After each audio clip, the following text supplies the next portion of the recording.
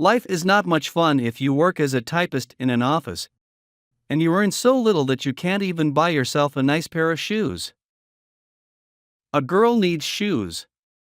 A girl needs a boyfriend with a nice fast car and a nice fat wallet. So Mercy finds a boyfriend who suits her needs. The trouble is, her big sister, sensible, married Connie, won't like it at all. As Mercy puts the cover on her typewriter, the thought of the bus ride home goes through her like a pain.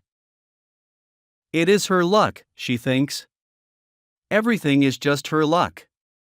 If she had one of those university boys for a boyfriend, wouldn't he come and take her home every evening? Certainly, Joe would love to do exactly that with his taxi. And he is as handsome as anything, and a good man, but you know, a taxi is a taxi. The possibility of the other man actually coming to fetch her, oh well. She knows it will take some time before she'll be brave enough to ask for things like that from him. Sissy.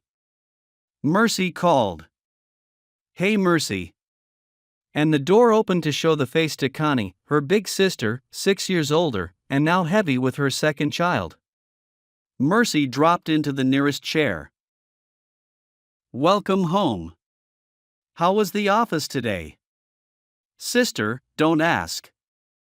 Look at my hands. My fingers are dead with typing. Oh God, I don't know what to do. Why, what is wrong? Asked Connie. You tell me what is right. Why should I be a typist? What else would you be? What a strange question. Is typing the only job there is in this world? You are a teacher, are you not? Said Mercy. But what? It's my fault, is that what you're saying? I didn't do well enough in the exams, so I can't be a teacher. Or even a secretary. Mercy, what is the matter? Said Connie. What have I done?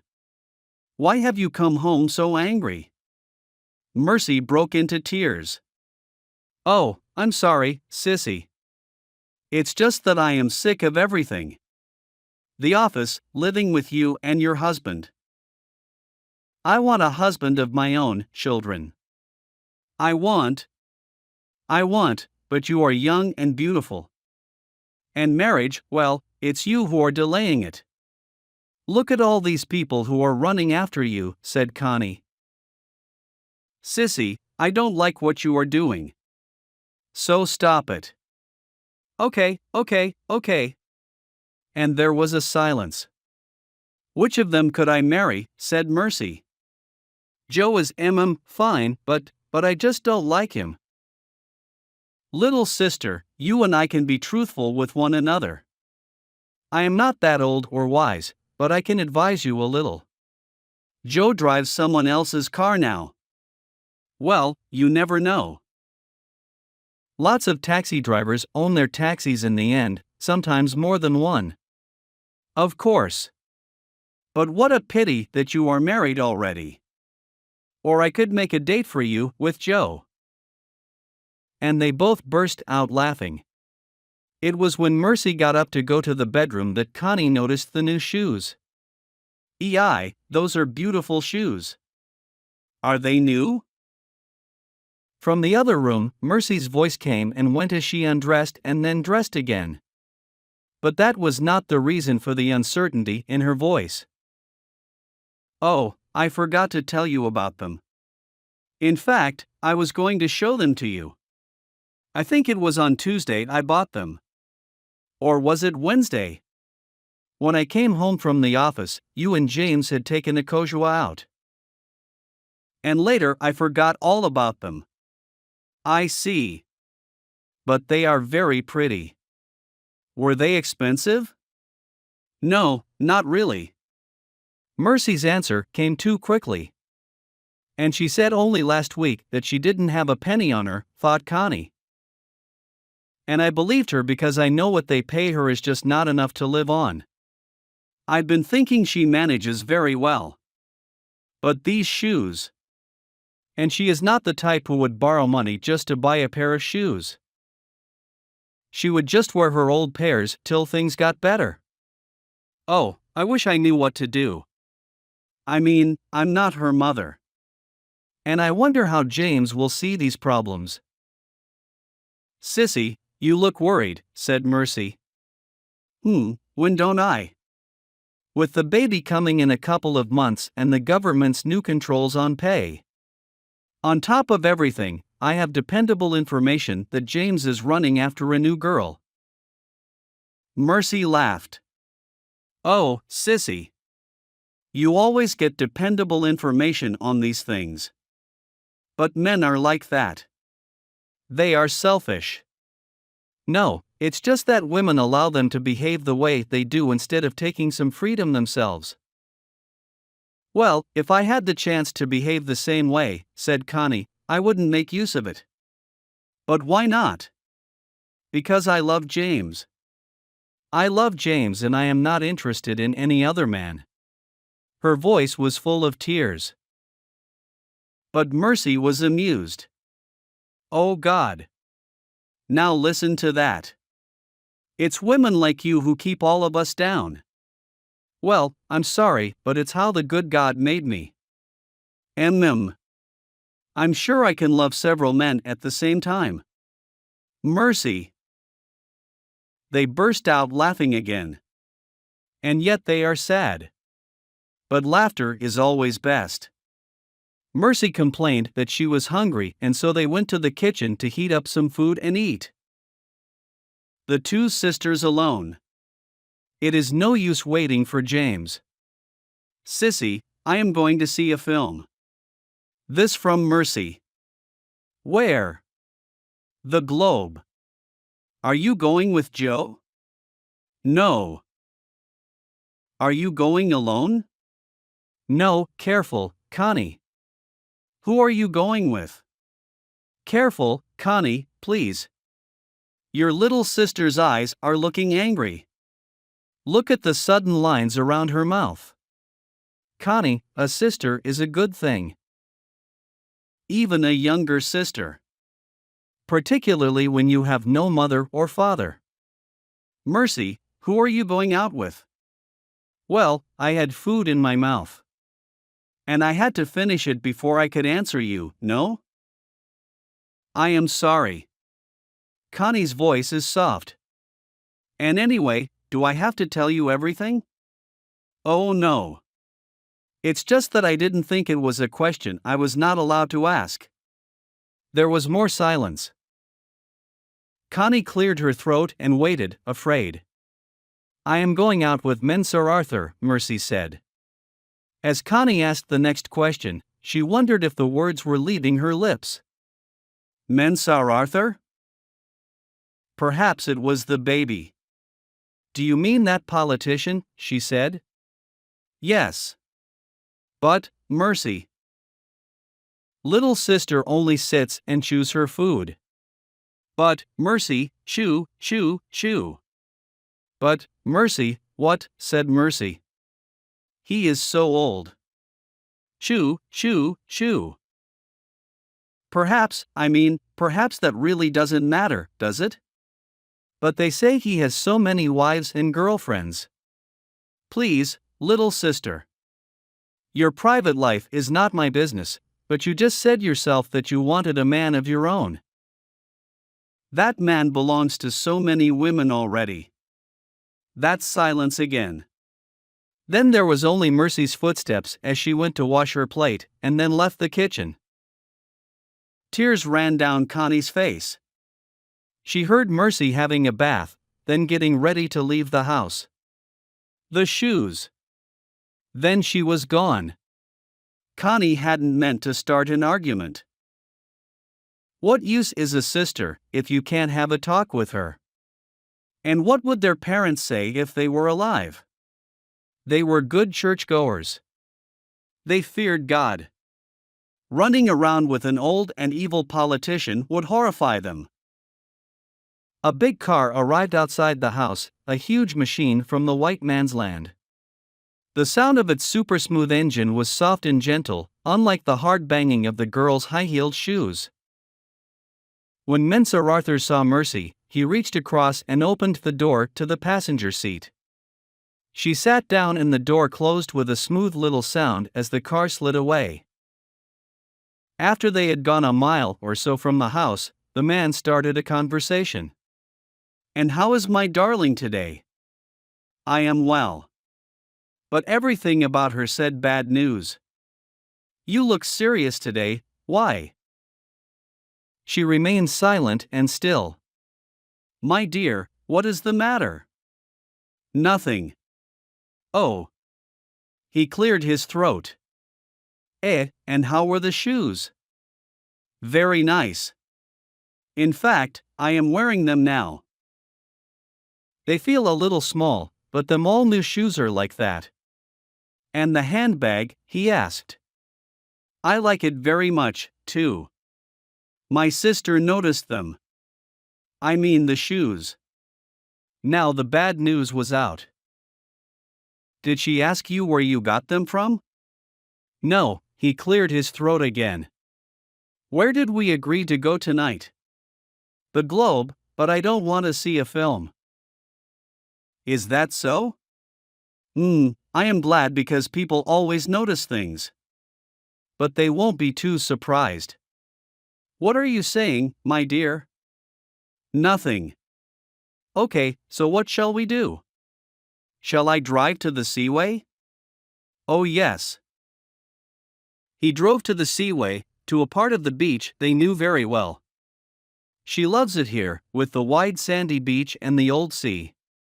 She has often wished to drive very near to the end of the sands until the tires of the car touched the water. A very foolish idea, as he said sharply to her the first time she mentioned it. It was in his "I am old enough to be your father" voice. There are always disadvantages. Thing could be different. If she had a younger lover. Handsome, maybe not rich like this man here, but with enough money to afford a fast car. A car like the one she has seen in films, with tires that can do everything. And they would drive to exactly where the sea and the sand meet. "We are here," he said. "Don't let's get out. Let's just sit inside and talk." "Okay. But what is it, my darling?" "I have told my sister about you," said Mercy. "Good God. Why?" "I couldn't keep it to myself any longer." "Childish." "It was not necessary at all." "She is not your mother," he said. "No. But she is all I have. And she has been very good to me." "Well, it's her duty. A sister's duty." "Then it's my duty, a sister's duty, to tell her about something like this." "I may get into trouble." "Don't be silly," he said. "I normally take good care of my girlfriends." "I see," she said, and for the first time in the 1 month since she agreed to be this man's lover. The tears which suddenly rose into her eyes came there naturally. "And you promised you wouldn't tell her." It was father's voice now. "Don't be angry." After all, she was sure to hear it one day. "My darling, you are too wise." "What did she say?" "She wasn't happy." "Don't worry. Find out something she wants very much but cannot get in this country. I know for sure she wants an electric motor for her sewing machine."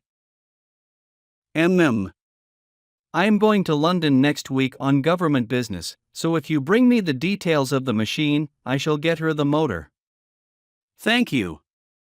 Oh, and let me know as soon as you want to leave your sister's place. I have got you one of the government houses." Oh, she said, pleased for the first time since this awful day had begun. Down on the beach, the old seat slides up and down the sands. He takes no notice of humans. He has seen things happen along these beaches. Different things. The same things. He never does anything about them. Why should he? People are unimportant. Here is a 50-year-old big man who thinks he is somebody. And a 23-year-old child who chooses a silly way to fight life's problems. As they play with each other's bodies on the back seat of the car. The old seat shuts his eyes, bored. He moves further up the sands, but the car is parked safely away from the sea, and the rising water cannot reach its tires. James has come home late. But then he has been coming back late for the past few weeks. Connie is crying and he knows it as soon as he enters the bedroom. He hates tears because, like many men, he knows they are one of the strongest weapons that women have. James. Oh, are you still awake? He quickly sits beside her. Connie, what's the matter? You've been crying again. James, where were you? Connie, I have warned you about this. I won't let you question me like a prisoner every time I am a little late. She sat up. A little late. It is nearly 2 o'clock. Anyway, you won't believe me if I tell you the truth. She lies down again and turns her face to the wall, and James throws himself down beside her. James, there is something much more serious. You have heard about my newest affair? Yes, but that is not what I am talking about. Jesus, is it possible that there is anything more important than that? And as they laugh, they know that something has happened. One of those things which, with luck, will keep them together for some time to come. But James, what shall I do? About what? Mercy. She is having an affair with Sir Arthur. Wonderful. James, we must do something about it. It's very serious. Why shouldn't she? But it is wrong. And she is ruining herself. Since every other girl she knows has ruined herself and made money out of it, why shouldn't she? Her friends don't earn any more than she does. But every day they wear new dresses, shoes, and so on, to work. What do you expect her to do? The fact that other girls do it doesn't mean that Mercy should do it too. You're being very silly. If I were Mercy, I am sure that's exactly what I would do. And you know I mean it, too. James is cruel. Terrible. Mean. Connie breaks into fresh tears, and James puts his arm around her. There is one thing he must make her understand, though. In fact, tell her to stay with him. He may be able to speak to someone in your government office so that after the baby is born you can keep your job there. James, you want me to use my sister. She is using herself, remember. James, you are terrible. And maybe he would even agree to get us a new car from abroad. I shall pay for everything but. That would be better than that old car I was thinking about. Think of that. You will ride in it alone. Well, that was a few months before the coup. Sir Arthur did go to London and bought something for all his wives and girlfriends. He even remembered the motor for Connie's machine. When Mercy took it to her, she was quite confused. She had wanted this thing for a long time, and yet one side of her said that accepting it was wrong. She could not discuss the whole business with Mercy, and James always took Mercy's side. She took the motor with thanks. The price she paid was her silence about Mercy. In a short while, Mercy left the house to go and live in the government house that Sir Arthur had managed to get for her. Then, a couple of weeks later, the coup. Mercy left her new place before anybody could throw her out. James never got his car. Connie's new baby was born. Of the three, Connie was happiest with these changes. In her eyes, Sir Arthur and everything that went with him meant trouble for her sister and for her own feelings too. Now things could return to normal. Mercy would move back to the house, perhaps find a man who was more ordinary, let's say. Then she would get married and these terrible times would be forgotten. God is good. He brought the coup before her sister's affair became widely known and ruined name. The arrival of the new baby has ended all the difficulties between James and Connie. He is that kind of man, and she that kind of woman. Mercy has not been seen for many days. Connie is beginning to get worried. James heard the baby's loud cries the moment he opened the front gate. He ran in, holding the few things he had bought on his way home.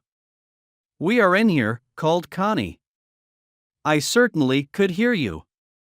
If there is anything people in this country have, it is a big mouth." Don't I agree? But we're well. He's eating normally and everything. You? Nothing new. More stories about the ex-politicians. What do you mean, nothing new? Said Connie. Look at the excellent job the soldiers have done, cleaning up the country of all that dirt. I feel free already and I can't wait to get out and enjoy it. James laughed bitterly. All I know is that Sir Arthur is in prison. No use. And I'm not getting my car. I never took you seriously on that car business. Honestly, Connie, don't you want me, your husband, to be successful and get rich? Not out of my sister's ruin. Ruin, ruin, ruin. Christ. See, Connie, the funny thing is that I am sure you are the only person who thought it was a disaster to have a sister who was the girlfriend of a big man. Okay, now all is over, and don't let's argue about it.